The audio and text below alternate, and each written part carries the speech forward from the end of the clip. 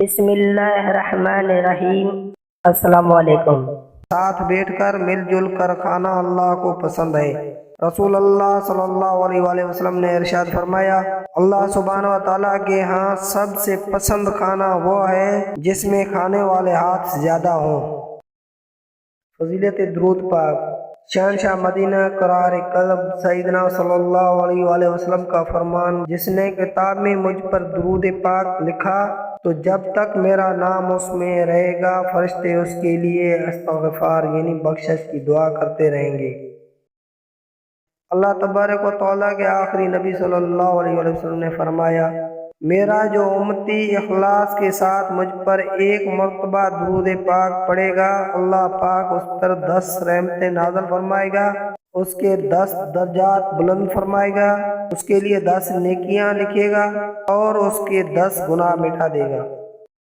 بیٹیاں جہنم سے آڑ ہیں۔ رسول اللہ صلی اللہ علیہ وآلہ وسلم نے فرمایا، جس کے پاس 3 بیٹیاں ہوں اور وہ ان کے ہونے پر صبر کرے، ان کو اپنی کمائی سے کھلائے پلائے اور پہنائے تو وہ اس شخص کے لیے قیامت کے دن جہنم سے آڑ ہوں گی۔ رسول اللہ صلی اللہ علیہ وآلہ وسلم نے فرمایا، جو شخص روزانہ 100 مرتبہ سبحان اللہ پڑھتا ہے، اس کے نام اعمال میں 1000 نیکیاں لکھ دی جاتی ہیں یا اس کے 1000 گناہ معاف کر دیے جاتے ہیں۔ رسول اللہ صلی اللہ علیہ وآلہ وسلم نے فرمایا، باپ جنت کا دروازہ ہے۔ نیک بیوی۔ رسول اللہ صلی اللہ علیہ وآلہ وسلم نے ارشاد فرمایا، دنیا فائدہ اٹھانے کی چیز ہے اور دنیا میں سب سے زیادہ فائدہ دینے والی چیز نیک بیوی ہے۔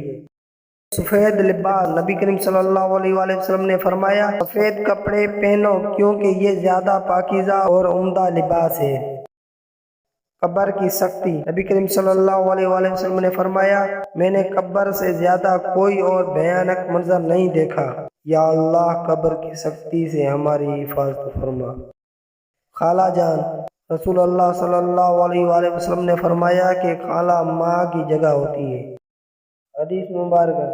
نبی کریم صلی اللہ علیہ وآلہ وسلم نے فرمایا، دعا نازل شدہ آفات اور جو ابھی نازل نہیں ہوئی سب کے لیے نفع بخش ہے، لہذا کہ اللہ کے بندوں دعا ضرور کیا کرو۔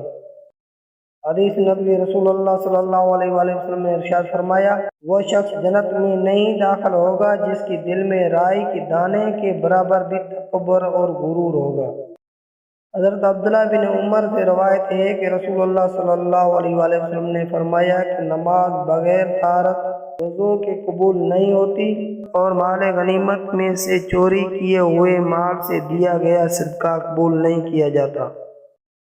رسول اللہ صلی اللہ علیہ وآلہ وسلم نے فرمایا، ظلم قیامت کے روز اندھیروں کی صورت میں ہوگا۔ رسول اللہ صلی اللہ علیہ وآلہ وسلم نے فرمایا، جو شخص نماز فجر باجماعت ادا کرے پھر اپنی جگہ پر بیٹھ کر اللہ تعالیٰ کا ذکر کرتا رہے یہاں تک کہ سورج طلوع ہو جائے، پھر 2 رکعت اشراق کی نماز پڑھے تو اس کے لیے ایک مکمل حج و عمرہ کا ثواب ہوگا۔